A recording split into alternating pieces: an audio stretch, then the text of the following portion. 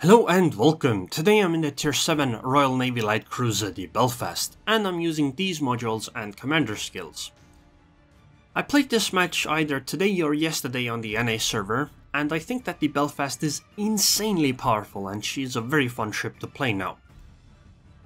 Initially, when the Belfast was released, I thought that she was powerful, but not as powerful as many people would make you believe, because yes, you have hydro, smoke and radar. However, that is Royal Navy Light Cruiser smoke, and that is 8.5 kilometer radar. You see, 8.5 kilometer radar was not that useful because destroyers at that tier had 6.8-ish kilometer concealment range. And that is with Concealment Expert, and because Concealment Expert was harder to get back then, well, I didn't think that this radar played as big of a role. By the way, I used Hydra right now because if you look at the mini-map, there was a destroyer coming from the middle, and I don't want her to suddenly surprise me while coming around the corner here. So back to the initial thoughts on the Belfast. Now, my opinion has changed. I think that she is insanely powerful now, because the game has changed. You see, with the skill tree rework, we got some new tools. Well, first of all, because other ships have easier access to Concealment Expert, including those destroyers, 8.5 kilometer radar is more useful. But that's not really the important part. The important part is that we got this skill called IFHE, or Inertial Fuse HE, which, if you watch my videos, you're probably fairly familiar with by now. What it does is it increases your HE penetration by 30%, and it reduces your fire chance by 3%. This is very, very important and very, very powerful. Why? Because battleships have 25mm of armor at tier 7, and pretty much all over, and some of the lower tier battleships also have 25mm parts. However, the Belfast cannot penetrate 25mm of armor with HE. She can penetrate 24mm of armor. And with IFHE, she can penetrate 25, and she can actually penetrate even 32. 32 is the breaking point at tier 8, so she can be incredibly powerful and penetrate tier 8 and tier 9 battleships with the HE, with the IFHE skill. Which basically means that the Belfast goes from dealing very little damage to tier 7 and up battleships that have the 25mm armor parts, to dealing full damage. And because the Belfast has fairly good damage per minute values, and well, because she has 12 guns and 8 rounds per minute, well, she ends up dealing a lot of damage to those types of battleships. And honestly, I think this IFHE skill makes all the difference in the world, because yes, you have a very good toolkit, but now you also deal a lot of damage, like a huge amount of damage. You'll see that later in this match, by the way. It's not against higher tier battleships though, but you'll see the damage output. It's crazy.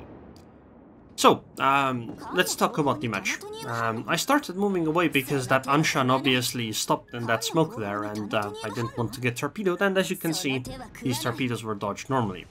So I want to run away now, as much as I can, without firing, because, well, Arizona is within 9 kilometers.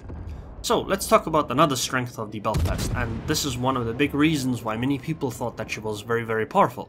She is tier 7, but she gets access to the concealment module, which puts her at 8.7 kilometer concealment range. And this actually means that your stealth fire range is 13.3 kilometers. Yes, 13.3 kilometers. That's ridiculous. This is something comparable to the 155mm Mogami. And yeah, it's actually better than that. And she doesn't suffer from the drawback that the Mogami has, which is very, very slow turret traverse. And, well, that does mean the Belfast can do crazy things. Like you saw earlier, I didn't mention it before, but when I was shooting at that Warspite, I was not in smoke, yet I was undetected because 13.3 kilometer stealth fire range. Her drawback though is that she is very fragile, and you can't really do the same as you can on like a Kutuzov where you suddenly stop and smoke. You have to stop before and then smoke. And that can be problematic, and because she is a Royal Navy Light Cruiser, She also suffers from the Royal Navy light cruiser smoke bug, where you sometimes only get one puff of smoke, which means that you only get that one puff, but generally you're dead.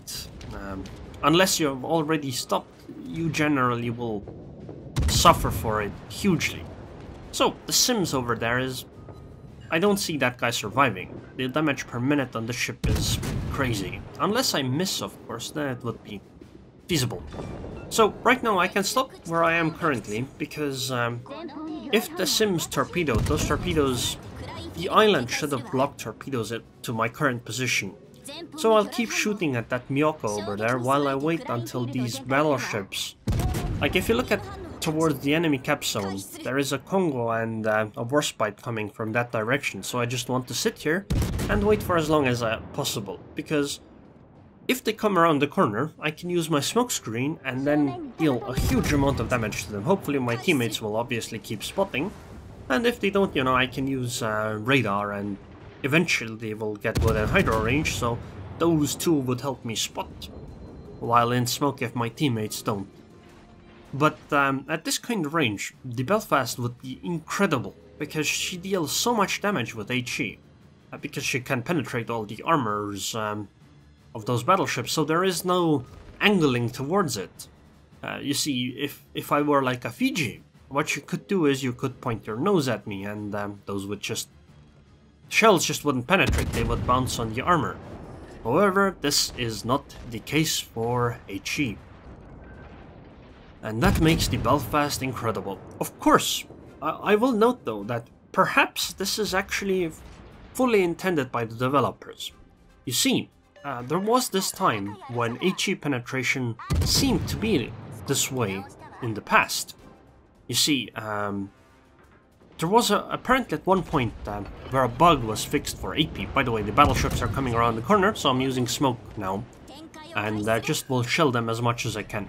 Now the downside is that the Belfast doesn't have torpedoes, so, which would be incredibly useful here as a Fiji. Like, you could torpedo this and kill all of them very, very quickly. But anyways, you see, there... Okay, so the Warspite is gone, but she was spotted again, so I didn't have to use radar. But I would fully use radar here to spot them. Okay, so, there was this time where also destroyers obviously take priority here as a target. Also, I have to keep in mind that I don't suddenly get deleted by the planes. With my current position, by the way, if the Shiratsu torpedoes, I can actually accelerate away from the torpedoes and probably dodge most of them. But if she didn't, then better for me, because I can keep shooting at these enemy battleships, especially since this Congo seems to be coming this way again, and my back guns can go around the island anyway. By the way, I used the C key to jump the camera to my back guns. Okay, so back to the story. So, okay, torpedoes coming, but easy dodge. So back to the story, for the like 5th time. So there was this time when there was this bug with AP shells. Apparently they could do citadel penetrations if the shells bounced off the citadel armor but still remained inside the ship, or something like that. And when that bug was fixed... Oh yeah, I'm literally penetrating the bow armor. So when that bug was fixed, there was a huge problem for like a weekend where AP penetration and HE penetration and everything was out of whack and things went crazy. And after everything was resolved, it turned out that the HE had a lot less penetration. You see, before that, 155mm caliber guns on the Mogami could penetrate could penetrate reasonably ships like, or at least deal more damage to ships like the Amagi, etc. However, after that patch, that wasn't the case anymore. You just didn't deal as much damage anymore, and I figured that this was the way it was going to be from that moment onwards. Initially, they didn't say that this was intended. Like, it was investigated, but eventually it turned out that that was intentional, and that was the new game, where HE just did less damage if the caliber was low. 203mm wasn't really affected, but the lower calibers were. And honestly, IFHE on 152mm caliber reminds me of the time before that change. And by the way, this is the time when you'll see massive damage output by these HE shells. Just look at the damage this Warspite and Arizona is gonna take. By the way, I'm gonna switch targets here, because I want both targets to be burning, and I want both to use their damage control party up, and then I will switch again, and I'll try to set as many fires. By the way, notice how my Warspite on the side is going. He is at 41,000 HP, it's 8:10 right now on the clock. Let's see how long he survives. Because right now he is very important in surviving, because if he can deal damage to them, that'll be very, very useful. Unfortunately, she appears to be firing HE, which is a shame. Okay, there goes 32,000 HP, and there goes the ship. So, she survived for 19 seconds against these two. Yeah, let's put it this way. He didn't really play all that well here. However, I should be able to take care of this Arizona, at least the fire should. And I'll try to finish off the Warspite as well. I mean, the alpha damage is there. This is completely possible. Although, to be honest, I don't know what Belfast would be like in this situation without IFHE. However, I will tell that with IFHE, it doesn't matter if that's a Warspite, Arizona or Colorado. It's all the same. It doesn't matter. Or even Izuma, I suppose.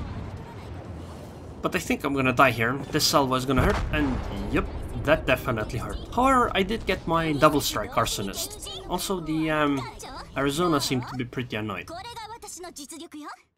It's alright though. I don't think, even if I had survived, I don't think I would have been able to win this game anyway, because my smoke screen had disappeared. Perhaps actually, maybe I could have, because I probably would have been able to take out that Shores and maybe the Anshan. And, you know, the Miyako was low HP, so perhaps if I had survived that salvo, or actually, if I hadn't taken that salvo at all, like if the Warspite had shot the enemy Arizona and done enough damage so that the Arizona had been dead before she could fire that salvo, well, perhaps I could have won the game for us, but unfortunately, it didn't happen. That's alright though. I already had enough of a great game, and, well, spoiler alert, we're gonna lose this game because it's 2 against, well, 3, but still, our ranger is being attacked, so it's unlikely to work out. So I'll just skip to the end. They just kept out the base. 563,000 credits, 3,400 experience, double strike, arsonist, high caliber, confederate. 188,000 damage, 354 shell hits, 280 penetrations, 10 plane shutdown, 4 ship kills, 18 fires. This is with the 3% reduction, by the way. And 1,546 experience. Unfortunately, the game didn't work out, but if we had one, that would have been a good 2,300 base XP. Oh well, honestly, the enemy Warspite played rather well. And I'm gonna compliment the Arizona as well, because they really just were not in a very good situation there. And this is the 188,000 damage, 132,000 of which was HE alpha damage.